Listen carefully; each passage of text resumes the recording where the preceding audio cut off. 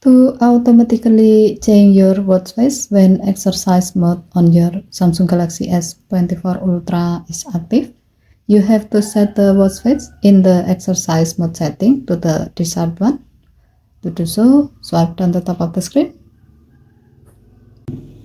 and then tap setting icon. Scroll down the screen to find mode and routine.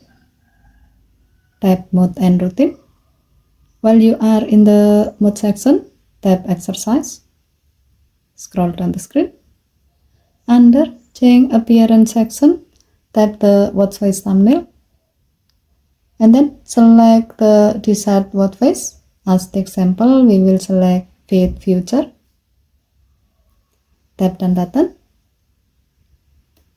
With the setting, when exercise mode is active, your phone will automatically set the selected watch face, in this case Fit Future, for your Galaxy Watch face. Okay, thank you for watching. Please help to like and subscribe. Have a nice day.